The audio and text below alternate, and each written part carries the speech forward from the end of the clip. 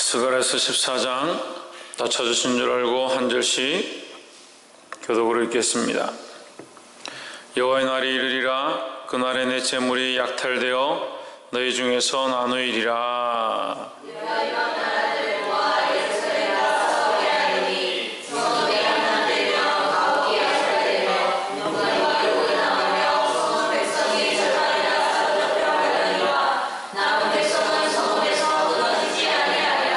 그때 여호와께서 나가사 그 열국을 치시되 이왕 전쟁 날에 쌓은 것 같이 하시리라. 그날에 그의 발이 예루살렘을 아프고 동쪽 감람산에 설 것이요 감람산은 그 산과 배가 동서로 갈라져 매우 큰 골짜기가 되어서 산 절반은 북으로 절반은 남으로 옮기고 그 산 골짜기는 아셀까지 미칠지라. 너희가 그의 산 골짜기로 도망하되 유다 왕 우시야 때의 지진을 피하여 도망하던 것 같이 하리라. 나의 하나님 여호와께서 임하실 것이요 모든 거룩한 자가 주와 함께 하리라. 그날에는 빛이 없겠고 분명한 것들이 떠날 것이라. 여호와의 하시는 한 날이 있으리니 낮도 아니요 밤도 아니라 어두워 갈 때에 빛이 있으리로다. 그날에 빛과 예루살렘에서 솟아나서 절반은 동해로 절반은 서해로 흐를 것이라. 여름에도 겨울에도 돌아가리라. 여호와께서 천하의 왕이 되시리니 그날에는 여호와께서 홀로 하나이실 것이요 그 이름이 홀로 하나이실 것이며 온 땅이 아과 같이 되되 그날에서 예루살렘 만족 인고까지 이를 것이며 예루살렘이 높이 들려 그 고차에 있으리니 대나무 문에서부터 천문다리와 성문분리 문까지 또 하나님의 가운데에서부터 왕의 포도주 자는 곳까지라. 사람이 그 가운데 거하며 다시는 저주가 있지 아니하리니 예루살렘이 안전히 서리로다. 예루살렘 지신 모든 백성에게 여호와께서 내리실 재앙이 이러하니 곧 섰을 때에 그들의 살이 썩으며 그들의 눈동자가 눈구멍 속에서 썩으며 그들의 혀가 입 속에서 썩을 것이요 그날에 여호와께서 그들로 크게 요란케 하시리니 빗자 손으로 붙잡으며 빗자 손을 들어 칠 것이며 유다도 예루살렘에서 싸우리니 이때 사방에 있는 여러 나라들의 고와 곧 금과 은과 금이신 하나님이 보여질 것이요 또 말과 노새와 약대와 나귀와 그 전에 있는 모든 육축에게 미칠 재앙도 그 재앙과 같으리라. 예루살렘을 지켜왔던 이방 나라들 중에 남자가 유다가 와서 여호와 경외의 여호와께 경배하며 축원절을 지킬 것이라. 천하만국 중에 그 왕 만군의 여호와께 숭배하러 예루살렘에 올라오지 아니하는 자에게는 비를 내리지 아니할 것인지 만일 그 족속이 올라오지 아니할 때에는 비에 내리지 아니하리니 여호와께서 축원절을 지키러 올라오지 아니하는 이방 나라들의 사람을 주시는 재앙을 그에게 내리실 것이라. 애굽 사람이나 열국 사람이나 초막절을 지키러 올라오지 아니하는 자의 받을 벌이 이러하니라. 여호와께 성결이라 기록될 것이라. 여호와의 손에 있는 모든 소식이 대나라 주말과 다름이 없을 것이니. 함께 읽읍시다. 예루살렘과 유다의 모든 솥이 만군의 여호와의 성물이 될 것인즉 제사 드리는 자가 와서 이 솥을 취하여 그 가운데 고기를 삶으리라. 그날에는 만군의 여호와의 전에 가난한 사람이 다시 있지 아니하리라. 아멘. 할렐루야. 우리 옆에 상에서 합시다. 사랑합니다. 축복합니다. 스가랴서 말씀 14장 우리가 함께 나누겠습니다. 스가랴서 14장은 여호와의 날에 대해서 말씀합니다. 14장 1절에 여호와의 날이 이르리라. 그날에 내 재물이 약탈되어 너희 중에서 나누이리라 했습니다. 이 여호와의 날은 무엇이냐? 심판날을 말하는 것이죠. 심판날을 말하는 것이고 이 심판날은 구약적으로는 여호와의 날이지만 신약적으로는 메시아의 날입니다. 그래서 예수님께서 다시 임하시는 그 날을 말합니다. 예수님께서 다시 임하시는 것은 어떻게 보면 축복의 날이기도 하지만 어떻게 보면 심판의 날이기도 하다. 그래서 그날에 내 재물이 약탈되어 너희 중에서 나누이리라 했습니다. 재물을 가진 자, 재물을 위하여 쌓는 자, 재물을 사랑하는 자는 그의 재물이 약탈된 바 될 것이다 라고 하는 겁니다. 사랑하는 여러분, 재물을 사랑하지 않기를 주의 이름으로 축원합니다. 과연 여러분들은 재물을 주를 위해 쓰고 있습니까? 여러분들이 가진 모든 재물들을 주를 위해 쓰고 있다라고 말할 수 있습니까? 가진 재물들이 주를 위해 쓰임받고 있다라고 생각을 하십니까? 내가 소득이 200만 원이라면 200만 원을 다 주를 위해 쓰고 있다라고 자신 있게 말할 수 있는 사람들이 되기를 소망합니다. 네, 그런 생각들을 안 해봤겠죠. 11조를 드리는 것이 하나님 앞에 합당하고 11조를 드렸기 때문에 내가 주를 위해 썼다. 천만의 말씀. 자기를 위해 쌓지 말라고 하는데 항상 가르쳐도 자기를 위해서 쌓고 자기를 위해서 사용하고 그러고도 모자란다고 얘기하고 결국 재물을 위해 살고 있지 않습니까? 여호와의 날이 이르면 재물의 날이 아니라 여호와의 날이 되고 여호와가 주인 되시는 날이다. 그 재물, 하나님 앞에 심판받게 될 그 재물을 사랑하지 말고 하나님을 사랑하게 되기를 주의 이름으로 축원합니다. 이제는 내가 열국을 모아 예루살렘과 싸우게 하리니 성읍이 함락되며 가옥이 약탈되며 분뇨가 욕을 보며 성읍 백성이 절반이나 사로잡혀 가려니와 남은 백성은 성읍에서 끊쳐지지 아니하리라 했습니다. 지금 무슨 날이라고요? 여호와의 날이다. 여호와의 날인데 왜 이방 나라들을 모아서 예루살렘과 싸우게 하느냐, 이렇게 볼 수 있습니다. 심판날과 이방 나라들이 모여서 예루살렘과 싸우는 것이 무슨 관계가 있느냐? 이걸 이제 우리가 신약적으로 보면 요한계시록에 말세가 되면 천하 만민이 모여서 전쟁을 한다. 믿는 자들에게 공격하고 전쟁을 한다. 이 곡과 마곡에 대한 아마겟돈 전쟁이라는 얘기를 우리가 했습니다. 요엘서 할 때 제가 이것을 함께 나눴습니다. 요엘서하고 에스겔서 할 때 제가 본문을 가지고 요한계시록에서 비교를 해드렸습니다. 이방 나라들 모아서 예루살렘과 싸운다. 예루살렘은 하나님의 백성들을 가리키는 거죠. 다른 나라와 하나님의 백성들이 싸우게 되어 있다라는 겁니다.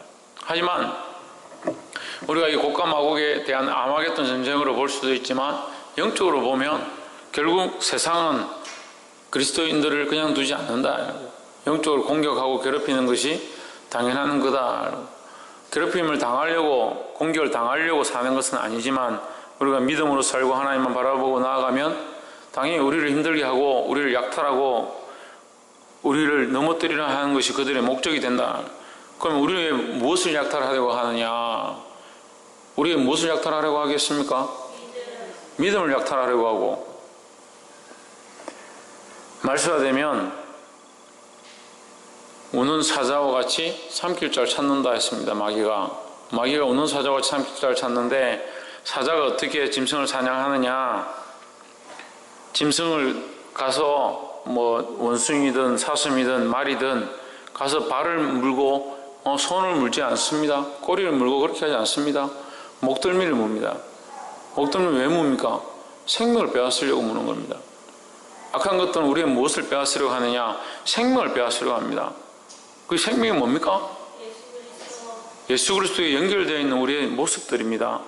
그 안에 뿌리를 내리고 그 안에 가지가 뻗어서 주님 원하시는 열매를 맺는 것이 생명인데, 이것을 빼앗기면서도 빼앗기는 줄 모르는 사람들이 너무 많다는 거죠. 왜 빼앗기는지도 모르고 뭘 빼앗겼는지도 모르고 다 빼앗기고 약탈되고 끊어졌는데도 자기가 살아있는 줄 아는 거예요. 영은 죽고 육이 살아서 산 줄 알면 그건 산 게 아니죠. 차라리 육이 죽고 영이 살아있는 것이 더 훨씬 행복하다는 거죠. 그래서 이 14장 2절이 약탈되어지고 빼앗기는 예루살렘의 모양들 얘기하지만 그 안에 남은 자에 대한 모습도 얘기하고 있습니다. 결국 빼앗길 자들은 빼앗기고 마귀에게 끌려갈 자들은 끌려가고 전쟁에 질 자들은 지고 세상 가운데 굴복할 자들은 굴복하겠지만 인내와 믿음을 가지고 하나님을 따르는 자들은 남을 것이라는 게, 끊어지지 아니할 것이라는 거예요. 할렐루야. 어디서 끊어지지 않는다는 거예요?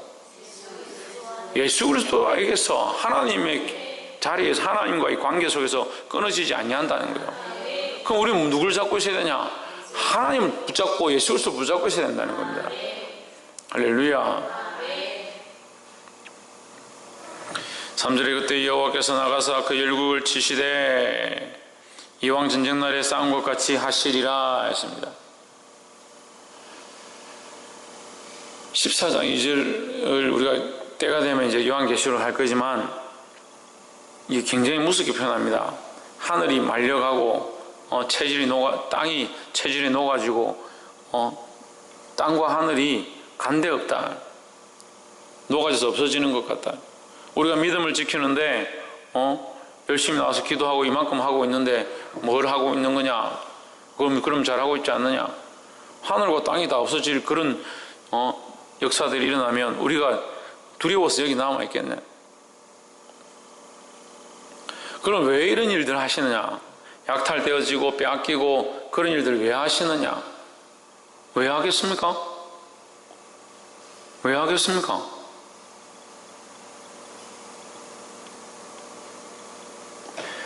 백성은 성읍에서 남은 백성은 성읍에서 끊어지지 아니하리라. 왜 하시는 거예요, 그러면? 왜 전쟁이 일어나고 왜 무너뜨림이 있고 그렇게 하냐고요. 남은 백성은 끊어지지 아니하리라 이렇게 했잖아요. 왜 전쟁을 하신다는 거예요? 그렇죠. 남은 백성을 찾기 위해서 하는 거죠. 남은 백성을 찾는다는 것은 예수님이 오셔서 말씀하신 신학적인 말씀으로 알곡을 골라내기 위해서 하시는 거죠. 심판 때의 마지막 때에는 뭘 찾느냐? 알곡을 찾는다는 거죠. 쭉정이와 알곡, 가라지와 알곡을 골라내야 되는데 뭘로? 불로 연단하는 겁니다. 불로 연단하고 수많은 시험과 환란이 있다는 거죠. 이것은 무엇에 대한 일이다? 생명에 대한 일이다. 근데 이렇게 헐레헐레 살아가지고 이렇게 대충 신앙생활 해가지고 내가 좀 하고 있는데 나는 살 수 있다. 이게 물론 그것도 주의 은혜죠. 그것까지 하고 있는 것도 주의 은혜죠. 근데 여러분 알곡으로 남아날 거냐? 남아있겠느냐? 두렵습니다.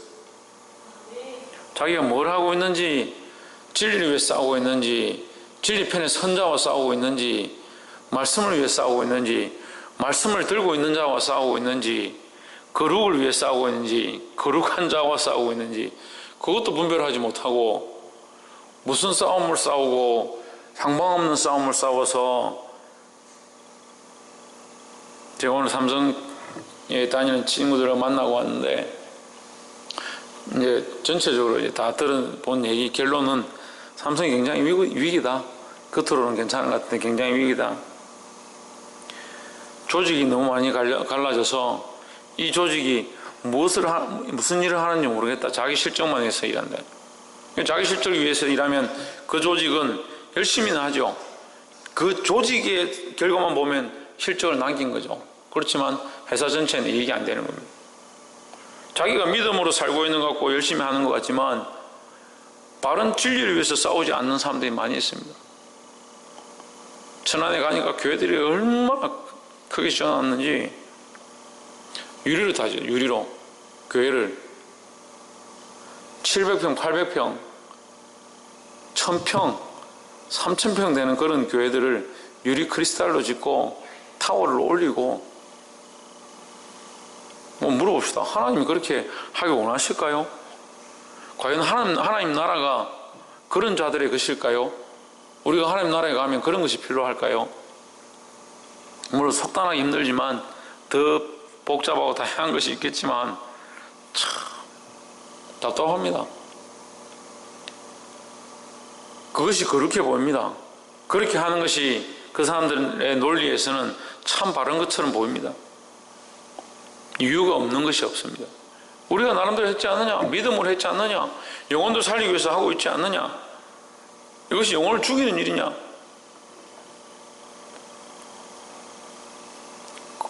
그럼 하나님 기뻐하실까요? 그렇게 하는 것들 하나님 기뻐하실까요? 더 지혜가 있어야 되고 더 분별력이 있어야 되고 더 하나님 뭘 원하시는지 볼 수 있어야 하는데 보게 되기를 주 이름으로 축원합니다. 마지막 때 주님께서는 알곡과 가라지를 가르신다. 반드시 가르신다. 거룩의 자리에 서게 되기를 주 이름으로 축원합니다. 3절에 그때 여호와께서 나가사 그의 얼굴을 치시되 이왕 전쟁날에 싸운 것 같이 하시리라 했습니다. 누가 나가시느냐? 여호와께서 나간다. 전쟁을 하면 이 나라와 이 나라와 싸울 때에 누가 나갑니다. 장수가 나가고 덩치가 좋고 싸움을 잘하는 사람 대표로 나갑니다. 근데 우리는 누가 나가느냐? 싸울 사람이 없죠. 형장에 이슬처럼 사라질 만한 그런 아무 힘도 없는 연약한 자들입니다. 근데 누가 우리를 위해 나가시냐? 누가 우리를 위해 싸우시냐? 그게 중요한 거예요. 여호와께서 우리를 위해서 나가시고 여호와께서 우리를 위하여 싸우신다는 거예요. 반드시 이긴다는 겁니다. 이 소망을 가지기를 주 이름으로 축원합니다. 우리가 이 땅에서 손해보고 지는 것처럼 보이지만, 우리가 이 땅에서 아무것도 아닌 것처럼 보이지만 결국 누가 이기시냐? 우리와 함께 하신 여호와 하나님이 이기신다는 거예요. 우리의 힘은 어디 있느냐? 큰 건물이 아니고 우리의 힘은 어디 있느냐? 재물이 아니고 우리의 힘은 어디 있느냐? 남들이 인정해 주는 것이 아니고 우리의 힘은 어디 있느냐? 봉사하고 섬기고 다른 영혼들을 위해서 눈물을 흘리고 그게 있는 것이 아니다. 우리의 힘은 어디 있느냐? 하나님께 있다는 거예요. 오직 하나님께, 오직 성령에게, 오직 그리스도에게 우리의 힘이 있는 줄 믿습니다.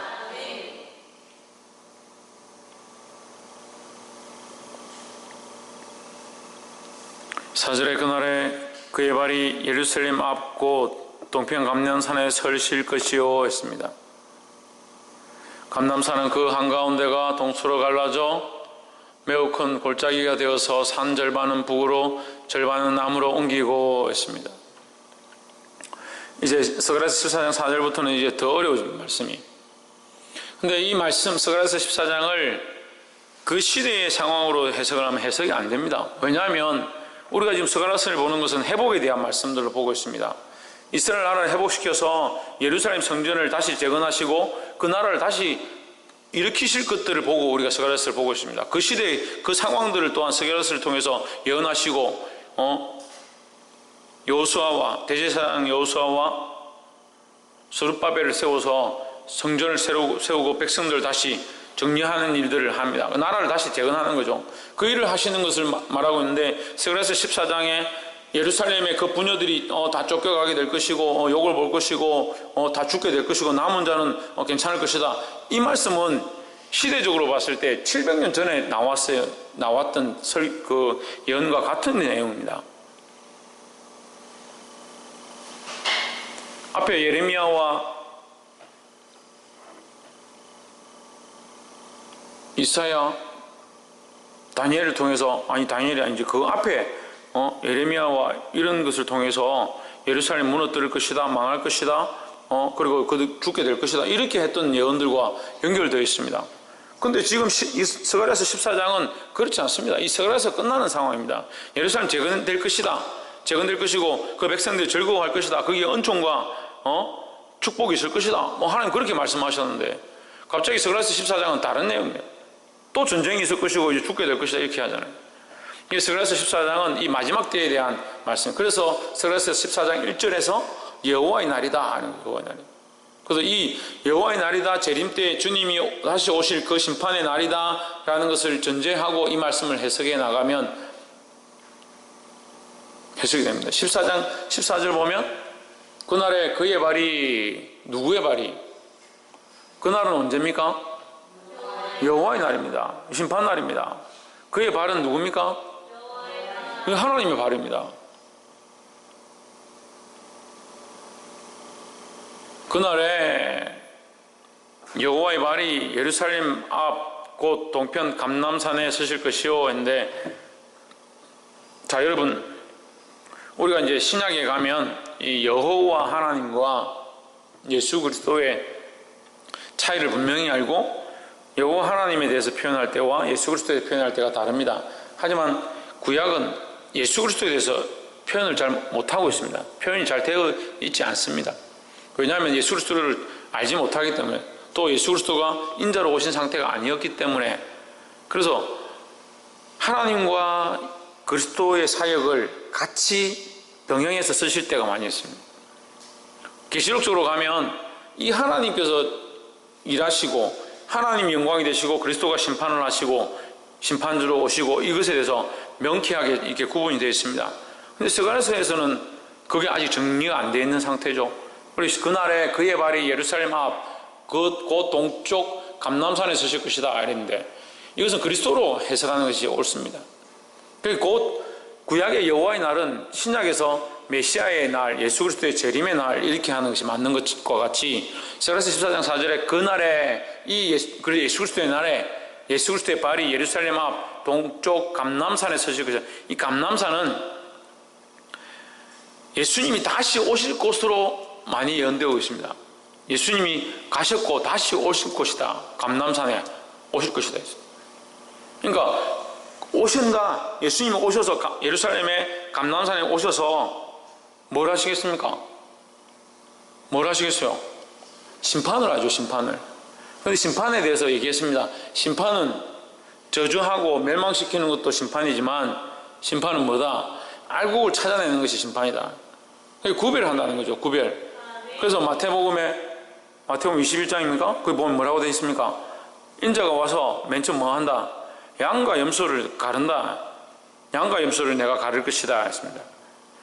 이 세상 마지막 때에 임금이 와서 뭘 하느냐? 양과 염소를 오른편과 왼편으로 나눌 것이다 라는 거예요.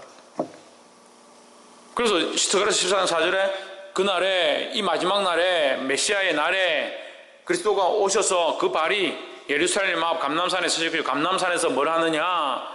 감람산은 그 한가운데가 동수로 갈라져 있다. 가른다. 내가 가르겠다. 동수로 가르겠다. 한 골짜기가 되어서 쪼개진다. 이 골짜기를 그래서 이렇게 볼 수 있죠. 나사로가 부자가 지옥에서 뭐라고 합니까? 나사로를 아브라함의 품에 있는 자에게 아브라함의 품에 있는 나사로를 보고 아브라함에게 외칩니다. 나사로에게 시켜서 물 한 모금 찍어서 저한테 좀 주실 수 없습니까? 하니까 얘야 너와 내 사이에는 큰 구렁이 있어서 네가 오고자 해도 갈 수 없고 가고자 해도 올 수 없다. 이제 그 말씀 하시는 거예요. 그게 뭐가 있다? 구렁이 있다는 거죠. 이 골짜기는 왜 표현되어야 되느냐? 나누기 위한 거죠. 그 중간에 가운데를 나누고 좌우로 쪼개기 위해서 구렁이 있다는 거죠. 구렁이 있고 없고가 중요한 것이 아니라 동서로 쪼개졌다는 거죠. 이게 쪼개진다는 건 뭐라고요? 양과 염소를 구별한다는 거죠. 그래서 스가랴서 14장 4절은 뭘 한다? 심판을 한다. 나눈다는 거죠.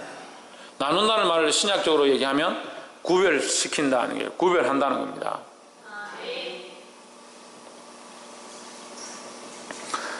그래서 마지막에 절반은 북으로 절반은 남으로 옮기고 이렇게 이제 최종 표현하는 거죠. 절반은 이렇게 옮기고 절반은 이렇게 옮기고 이게 쪼갠다, 나눈다, 구별한다는 겁니다. 6절에 14장 6절에 그날에는 빛이 없겠고 강명한 자들이 떠날 것이라 했습니다. 그 이제 해석이 되죠. 그날에는 빛이 없겠고 그날에 예수님이 재림하실 때에 빛이 없고 빛이 필요 없다는 거죠. 해와 달이 없고 해와 달과 별의 광명이 없어지고 뭐가 해가 된다는 거예요? 하나님의 영광이 그 위에 빛이 되신다는 것입니다. 그러니까 빛이 필요 없는 거죠. 빛이 필요 없고 광명한 것들이 없어지고 광명은 뭡니까? 이 광명은 하나님이 아닌 빛을 말하는 거죠. 하나님 아닌 빛, 하나님의 아닌 영광의 빛을 가지고 있는 자 누굽니까? 사단이죠.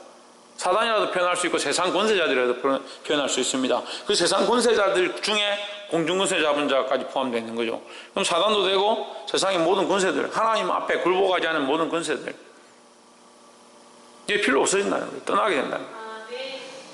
사랑하는 여러분, 우리 안에 하나님보다 높아진 모든 영광들이 떠나기를 주의 이름으로 축원합니다.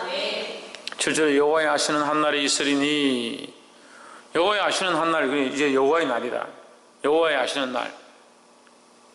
이것도 이제 신약적으로 풀면 이게 신약에 가까운 시대니까 신약적으로 풀 수 있는 거죠. 왜? 앞에 한 예언이 곧 이어서 해석이 되니까 신약적으로 보면 여호와께서 아시는 한 날, 예수님이 오셔서 그 날과 그때는 아무도 모른다. 누구만 안다? 아버지만 안다. 그러니까 여호와께서 아시는 한 날이라고 표현한 것이 예수님이 오셔서 아버지만 아시는 날, 이게 언어가 매칭이 되는 겁니다. 그날 심판의 날은 아버지만 아신다, 여호와만 아신다. 여호와께서 아시는 한 날이 있으리니 낮도 아니요 밤도 아니라 어두워갈 때 빛이 있으리라 했습니다. 낮도 아니고 밤도 아니다. 낮도 아니고 밤도 아니라 계시록 말씀이 해도 낮에는 뭐예요? 해지, 밤에는 뭐예요? 달이죠. 해와 달이 필요 없다는 거죠. 해와 달이 없을 것이다. 그 해와 달이 없으니까 낮도 아니고 밤도 아니잖아요. 해가 떠야 낮이고 달이 떠야 밤인데 그 해도 없고 달도 없으니까 낮도 아니고 밤도 아니다. 어두워갈 때 뭐가 있다? 빛이 있으리라. 빛이 뭡니까? 하나님의 영광이 빛이라는 거죠. 그러니까 해와 달이 필요 없고 하나님의 영광이 빛이시니 다시 어둠이 없다라고 말씀하시는 거예요. 그래서 14장 8절에 그날의 생수가 예루살렘에서 솟아나서 절반은 동해로 절반은 서해로 흐를 것이라. 여름에도 겨울에도 그러하리라. 여름에도 겨울에도 사시사철 항상 뭐가 흐른다? 생수가 흘러간다는 거죠. 생수가, 이 생명의 강이 흘러가서, 그래서 이것도 요한계시록과 연결되죠. 생수의 강이 흘러간다는 거예요. 그 영원히 마르지도 않고 이것을 마시는 자는 영생할 것이다. 영생의 생수가 흘러간다는 겁니다. 또한 이것은 영적으로 무엇을 얘기합니까? 예수 그리스도를 얘기합니다. 예수 그리스도로 말미암은 말씀, 그 안에 구원의 말씀, 구원의 복음, 그것이 흘러간다는 겁니다. 이것을 먹는 자, 이것을 믿는 자들에게는 구원의 은혜가 있다는 것입니다. 할렐루야. 9절에 여호와께서 천하의 왕이 되시리니 했습니다. 9절에 여호와께서 천하의 왕이 되시리니, 이것은 하나님이라고 표현할 수 있는데 그리스도로 표현해도 됩니다. 그게 천하의 왕이니까. 만왕의 왕이요 만주의 주가 누구냐? 그리스도라는 거죠. 예수 그리스도라는 거죠. 그 왕의 권세를 들고, 천하 만국의 왕의 권세를 들고, 그날엔 여호와께서 홀로 한 분이실 것이요 그의 이름이 홀로 하나이실 것이라. 이제 다 없다는 거죠. 다른 권세는 다 떠나갔다. 다른 광명들은 다 떠나갔다. 다 다른 이방 모든 나라들은 다 없어지고, 다른 권세들은 다 없어지고, 오직 하나님만 있다는 거죠.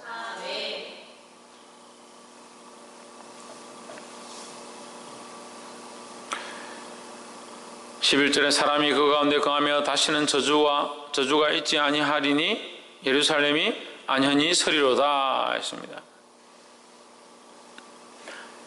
11절에서 뭐가 선다? 11절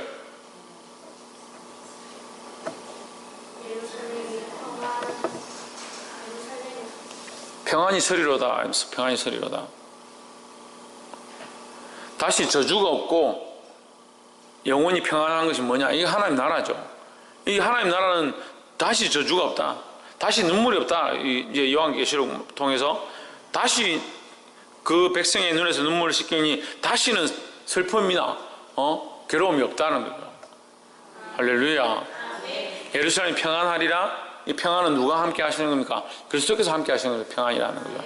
그러니까 하나님 나라는 다시 눈물이 없고 영원토록 평안하다. 평안과 기쁨이 있다라는 겁니다. 할렐루야. 여기 이제 12절 예루살렘을 친 모든 백성에게 여호와께서 내리실 재앙은 이러하니 곧 섰을 때 그들의 살이 썩으며 그들의 눈동자가 눈구멍 속에서 썩으며 그들의 혀가 입속에서 썩을 것이요. 이게 뭘 얘기합니까? 이건 심판을 얘기합니다. 지옥 심판을 이렇게 표현을 하고 잔인하게 된다, 이렇게 고통스럽다, 이걸 잔인하게 표현을 했습니다. 이 구체적인 단어들을 그렇게 된다라고 우리가 뭐 다 볼 필요는 없고, 우리가 지옥에 가봐야 알겠죠. 뭐 이게 뭐 눈이 썩고 코가 썩고 이렇게 할 것이다 내가 설명한다고 해서 그렇게 중요하지 않습니다. 중요한 것은 우리가 알곡이냐 쭉적이냐, 우리가 그리스도를 온전히 섬기고 있느냐, 그리스도의 백성으로 살고 있느냐, 그리스도와 함께 동행하고 있는가, 내 안에 그리스도가 주인 되어 있는가, 이게 중요하죠.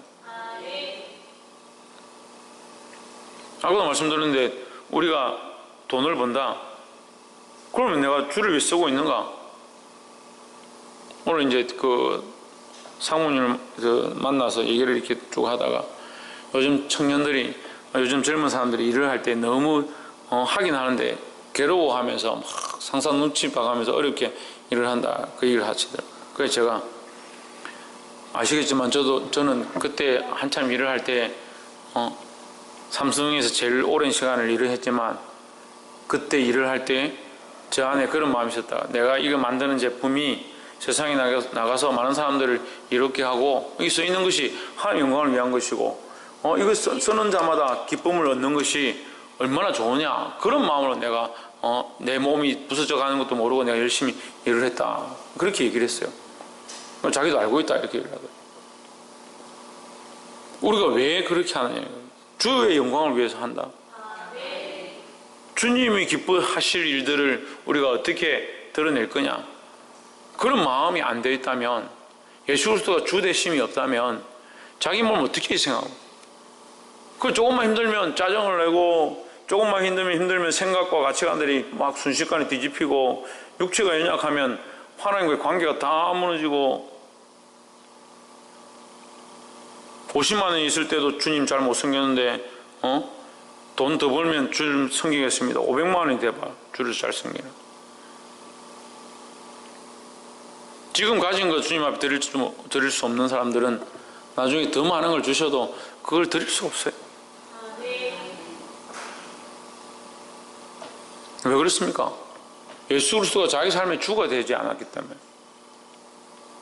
예수 그리스도가 자기 삶의 주가 안 되었으니까 자기가 기이하게 여기는 것 앞에 그것이 주로 나타나는 겁니다. 그래서 이 권세들이 무너져야 되는데, 하나님 앞에 높아진 권세들이 무너져야 되는데 이게 안 되는 거예요. 복이 되기를 주의 이름으로 축원합니다. 14장 20절에 그날에는 말방울까지 여호와께서 정결이라 기록할 것이라. 여호와의 전에 모든 소치 제단 앞 주발과 다름이 없을 것이니 예루살렘과 유다의 모든 솥이 만군의 여호와의 성물이 될 것인즉 제사 드리는 자가 와서 이 솥을 취하여 그 가운데 고기를 삶으리라 했습니다. 여호와 앞에 말 방울조차도 말이 달고 있는 이 방울이 얼마나 하찮은 거예요. 우리로 말하면 고양이가 달고 있는 방울과 똑같다. 이게 별거 아닌 거예요. 정말 하찮은 것조차도 하나님 앞에 뭐다? 정결한 것이다. 그만큼 정결하다는 거예요. 하나님 나라에는 정결하다는 겁니다. 근데 그만큼 정결한데 여기 보면 만군의 여호와의 전에는 뭐가 없다? 가난한 사람이 다시 있지 아니하리라 했습니다. 그만큼 정결한데 가난한 사람은 다시 있지 못한다. 가난한 사람들은 가난한 사람들 어떤 사람들입니까? 우상을 숭배하고 잡족이고 섞여 살고 악한 일들을 꾀하던 사람들이다. 그래서 요한계시록 21장 27절에 찾아보면 다시 뭐가 없다? 속된 것이나 거짓말하는 자나 가증한 일이 없다 했습니다. 그러니까 하나님 나라에는 뭐가 없느냐? 속된 것. 속된 것이 뭐예요? 뭐가 속된 거예요? 세상에 속한 것이 속된 거예요. 세상에서 하던 그 습관과 버릇과 가치관과 기준들 들고 와가지고 왜 목사님 이렇게 합니까? 그럼 그 가치관이 어디서 왔느냐는 거예요. 예수 그리스도의 주 되심에서 이게 왔냐는 거예요. 그 왜 속된 것을 교회에 들고 와서 얘기하고 왜 속된 것을 목사님한테 들고 와서 얘기를 하냐고.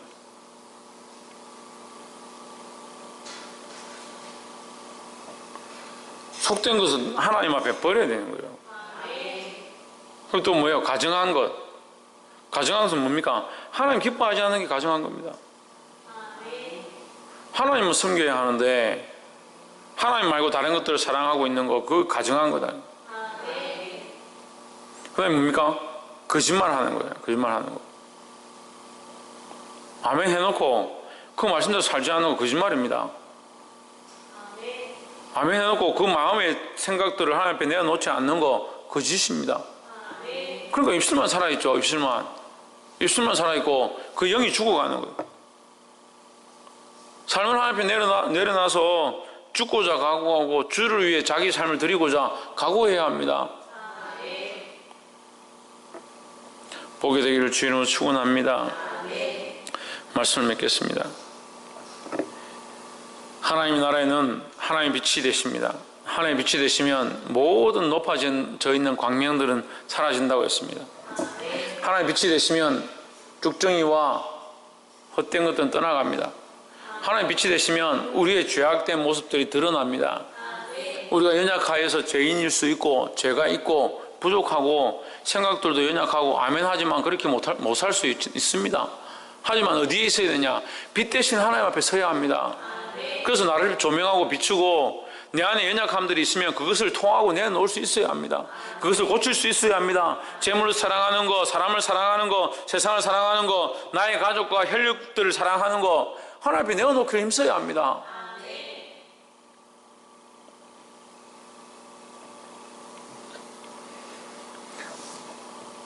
베드로와 같이 이것을 다 하면 우리가 이 땅에 어떻게 살겠습니까?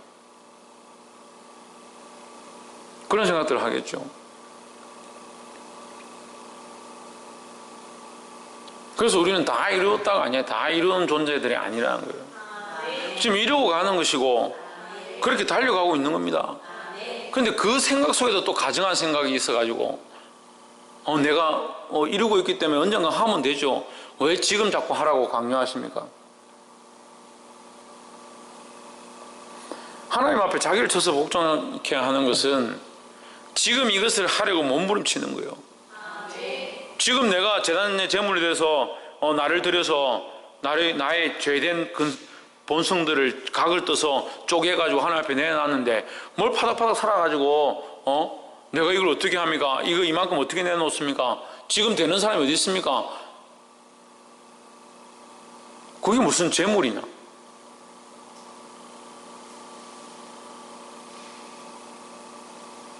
얼마나 살아있는 제물들이 많은지 죽은 제물이 돼가지고 하나님 앞에서 죽어져가지고 하나님이 주인 되시고 예수 그리스도가 주가 돼야 된다. 내가 유선 요양병원 가서 말씀을 전하는데 예수 그리스도가 주가 돼야 된다니까 할머니들이 그 한우들이 얼마나 그 말씀을 아멘으로 받고 그렇게 살아야 되는데 그걸 어떻게 사나 고민을 하고 힘들어하는데 우리 지체들은 별로 고민도 안 합니다. 제가 보기에는 그 사람들이 훨씬 나아요.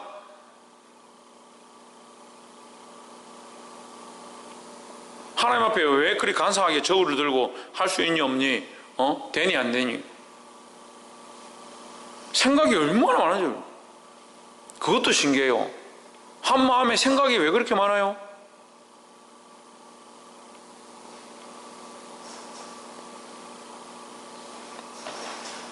그래요, 천국 가겠습니까? 조혜준이나 갈라나?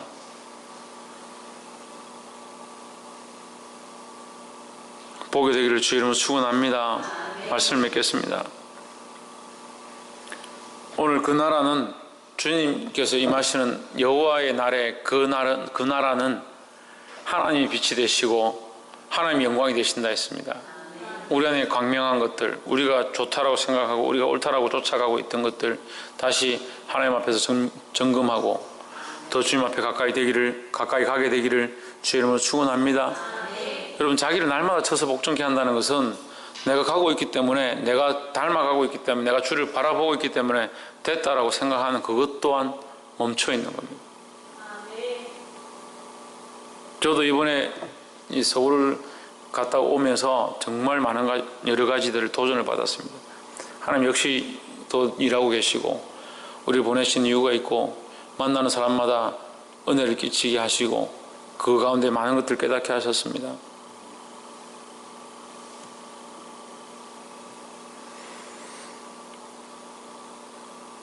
여러분, 달려가시기를 주 이름으로 축원합니다. 우리가 하고 있는 것들이 옳다고 하더라도 나아가지 않으면 그대로 썩는 거예요.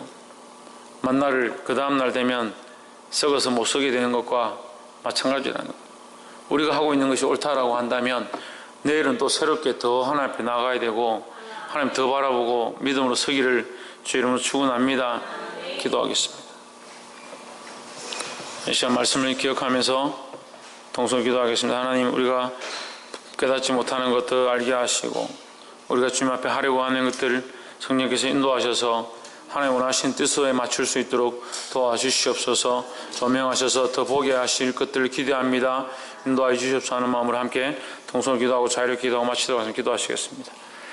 사랑이 많으신 하나님, 우리를 주님 앞에 불러주셔서 주의 거룩한 말씀들을 함께 나누게 하시고 아버지의 거룩한 뜻들을 깨닫게 하심을 감사합니다. 성령님 우리 안에 말씀